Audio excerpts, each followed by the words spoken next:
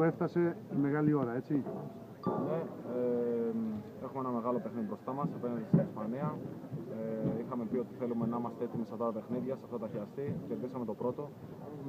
Τώρα είναι το δεύτερο, που όλοι ξέρουμε ότι ο προμετελικός πάντα σου δίνει τη δυνατότητα να τον κερδίσεις, να μπεις μες στην τετράδα και να φτάσεις πιο κοντά στα μετάλλια. Παίζουμε απέναντι σε μια πολύ μεγάλη ομάδα που πρέπει να κάνουμε ένα πάρα πολύ καλό παιχνίδι να τους κερδίσουμε.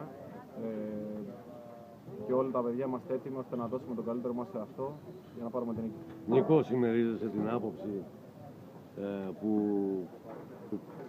υπάρχει ότι είναι ίσως η πρώτη φορά που το μάτς μπορεί να καθοριστεί από εμάς? Εμείς έχουμε εμπιστοσύνη στην ομάδα μας. Έχουμε 12 τιμοβόλυμους παίκτες.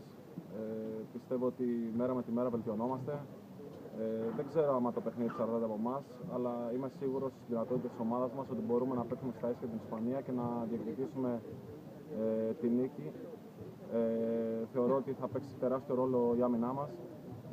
Η Ισπανία έχει την καλύτερη επίθεση στο πρωτάθλημα. Μπορεί να τους λείπουν πολύ καλοί παίκτες, αλλά είναι και πάλι πρώτη επίθεση. Οπότε πρέπει να ελέγξουμε το παιχνίδι καθαρά αμυντικά. Να πάρουμε τα rebound, που θα είναι πάρα πολύ σημαντικό. Και επίσης να αποφύγουμε τα λάθη που θα τους δώσει εύκολα καλά στον ενδιασμό. Πιστεύω αυτά είναι πράγματα που πρέπει να τα κάνουμε. Μετά στην επίθεση θεωρώ ότι έχουμε τους παίχτες με την ομαδικότητά μας, με σωστή κυκλοφορία, να βρούμε shoot, να έχουμε αυτοεπίθεση ώστε να πάρουμε τα shoot και να τα βάλουμε. Αλλά θεωρώ ότι το πιο σημαντικό είναι να έχουμε την αποφασιστικότητα στο να παλέψουμε κάθε φάση και επίσης το καθαρό μυαλό ώστε να πάρουμε σωστές αποφάσεις στην επίθεση, είτε εκτελώντας είτε δημιουργώντας, και οι σωστές αποφάσεις θεωρώ ότι θα μας δώσουν και σωστή ισορροπία ώστε να μην τρέξουν οι Ισπανοί. Νίκο, κακά τα ψέματα, η Ισπανία έφτασε μέχρι εδώ με τα γνωστά προβλήματά της, χάρη στον Γκασόλ. Πώς πρέπει να τον σταματήσουμε?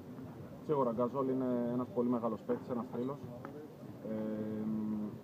Σίγουρα είναι το πιο σημαντικό κομμάτι της ισπανικής ομάδας, χωρίς όμως να μπορούμε να μειώσουμε κανένα παίκτη από αυτούς. Έχουν πολύ μεγάλους παίκτες και στις άλλες θέσεις. Θέλουμε να προσπαθήσουμε να τον κάνουμε τη ζωή δύσκολη. Σίγουρα θα βάλει πόντους, σίγουρα θα δώσει την ομάδα του, αλλά θα πρέπει να τον κάνουμε να δουλέψει σκληρά σε άμυνα και επίθεση. Παίζει πολλά λεπτά, οπότε πρέπει να έχουμε την υπομονή, όπως είπα, να τον κουράσουμε σε άμυνα και επίθεση ώστε να είναι πιο κουρασμένο στο τέλος. Νίκο, αισθάνεσαι έπειτα από εκατοντάδες παιχνίδια που έχεις παίξει ότι το κίνητρο της ομάδας ενώπιση του αυριανού αγώνα είναι το πιο ισχυρό από ποτέ? Για να ξεκαθαρίσω ένα πράγμα, εμείς δεν έχουμε να πάρουμε καμία εκδίκηση από την Ισπανία. Εμείς ήρθαμε εδώ με σκοπό να είμαστε έτοιμοι στα χιαστή, όπως είχαμε πει. Πήραμε το πρώτο. Τώρα παίζουμε το δεύτερο, όποιος και να ήταν ο αντίπαλος. Εμείς πιστεύουμε πάρα πολύ στην ομάδα μας και θεωρούμε οποιοδήποτε και να ήταν ο αντίπαλος ότι μπορούμε να τον κερδίσουμε. Έτυχε να είναι Ισπανοί. Έχουμε μεγάλο κίνητρο στο να επιστρέψουμε στις επιτυχίες, αλλά όχι να πάρουμε εκδίκηση. Ευχαριστούμε.